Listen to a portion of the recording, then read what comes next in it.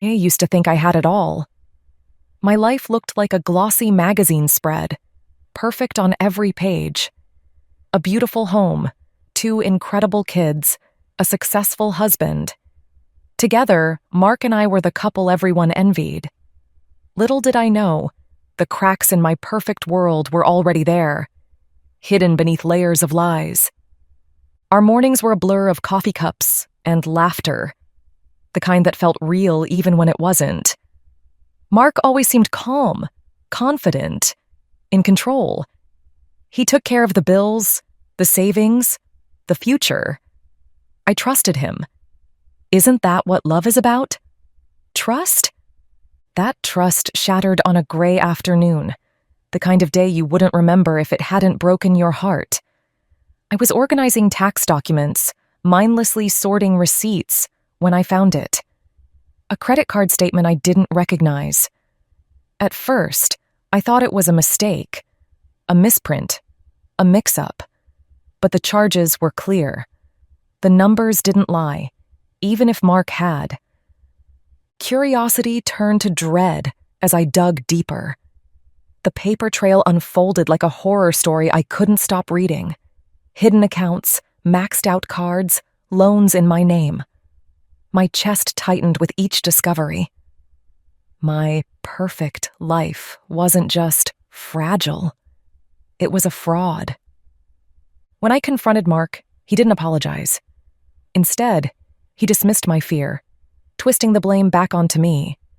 He said I was overreacting, that it wasn't as bad as it seemed. But the evidence in my hands told a different story. The man I thought I knew had been lying to me for years, gambling with our future without my knowledge. That night, I sat alone in our beautiful house, staring at walls I no longer recognized. Everything felt tainted. Our home, our marriage, even my memories. How had I missed it? How had I let myself believe in a dream that wasn't real? The illusion of my perfect life was gone, replaced by the cold, hard truth. I had been betrayed by the one person I trusted most. I thought finding the credit card statement was the worst of it. I was wrong. That was only the beginning. The more I dug, the more tangled the web became. It was everywhere. Hidden loans, unpaid bills, accounts I never knew existed.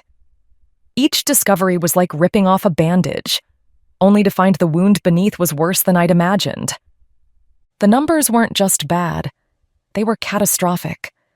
Tens of thousands of euros in debt, some of it under my name.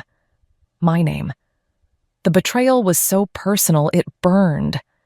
Mark hadn't just lied to me, he'd used me. At first I tried to make sense of it. Maybe there was an explanation, some mistake or misunderstanding. But no matter how many excuses I imagined for him, the truth stared back at me, black and white and brutal. Mark had been living a double life, spending recklessly while I worked to keep our family afloat. When I confronted him again, I expected remorse. Instead, I got a masterclass in manipulation. He turned it all around on me, twisting my anger into paranoia, my hurt into guilt. He told me I didn't understand, that he'd done it for us. For me. It wasn't just Mark, either. Somehow, he managed to pull his family into the act. Before I knew it, I was the villain of the story. His parents and siblings looked at me with suspicion, accusing me of making things worse. They said I was being selfish, dramatic, that I wasn't supporting him in our tough time. I felt like I was losing my mind. How could they believe him? How could they turn on me so easily? They didn't see what I saw, the numbers and lies stacked up like a house of cards. They only saw the version of Mark he wanted them to see. Charming, confident, and wronged. I was alone in a storm I didn't create, desperately trying to keep from drowning while everyone around me acted like I was the problem. The weight of his lies wasn't just financial. It was emotional, isolating, suffocating. But even as his family rallied against me, I knew I couldn't back down. I wasn't going to let his deceit drag me down any further. If no one else would fight for me, I would fight for myself. I wasn't just uncovering Mark's lies. I was uncovering a strength I didn't know I had. I thought uncovering Mark's lies was the hardest part.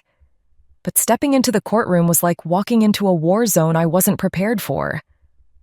Filing for divorce felt like claiming my freedom, but Mark saw it as a declaration of war.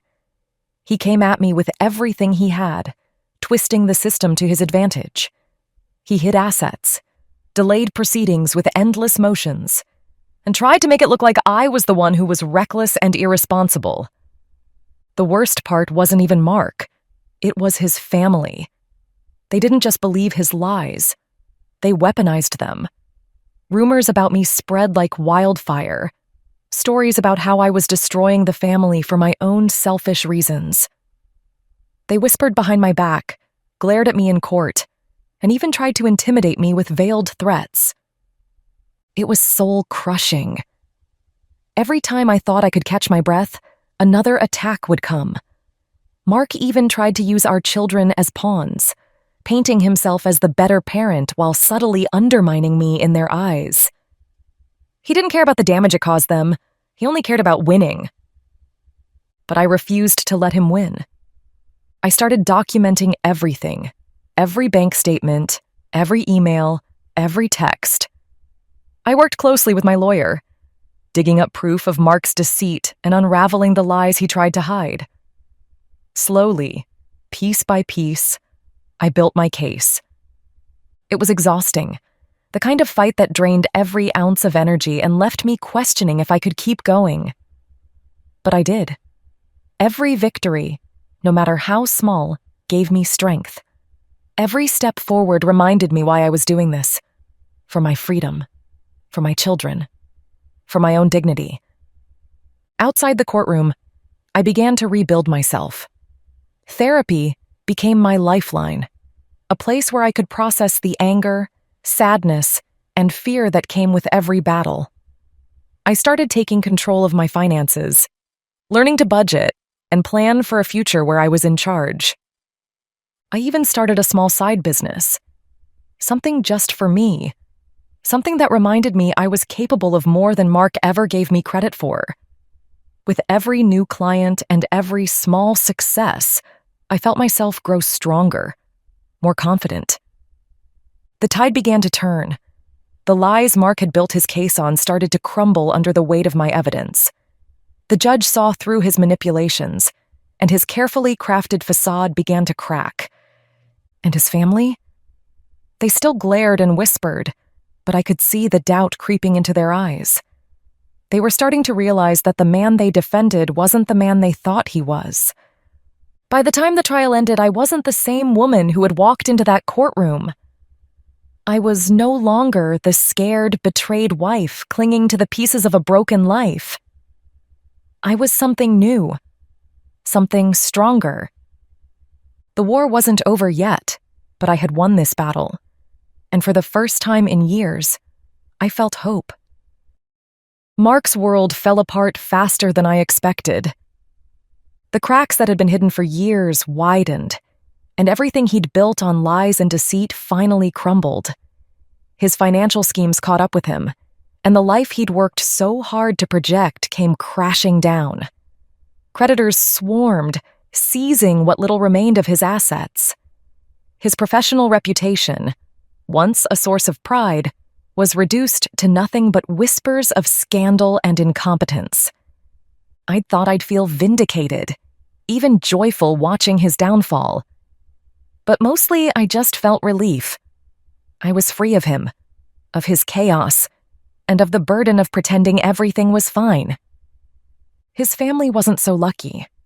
The ones who had stood by him, attacking me and defending his lies, were left picking up the pieces of the mess he'd created.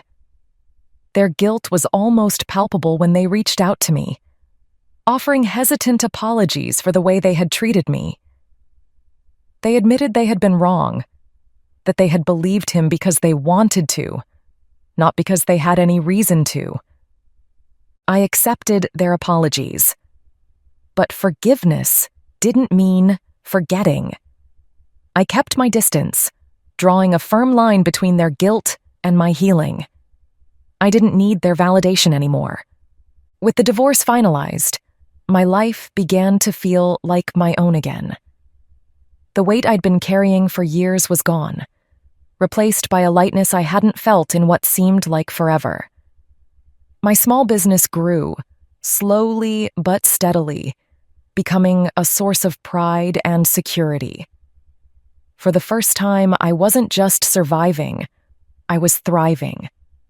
My children were happier too. The tension that had hung in the air during the worst of the fights was gone, replaced by laughter and calm. They saw a version of me that they hadn't seen in years, a mother who wasn't burdened by fear or anger, but filled with hope for the future. One evening, as I sat on the porch of our new, modest home, I let myself reflect. The journey had been brutal, more painful than I'd ever imagined. But I had made it. I had rebuilt my life, piece by piece, and the person I saw in the mirror was stronger, wiser, and more resilient than the woman who had once believed in the perfect illusion. Mark's downfall wasn't my victory. My victory was choosing myself, my kids, and a future free from his lies. And as I watched the sunset that evening, I knew one thing for sure. I was finally free.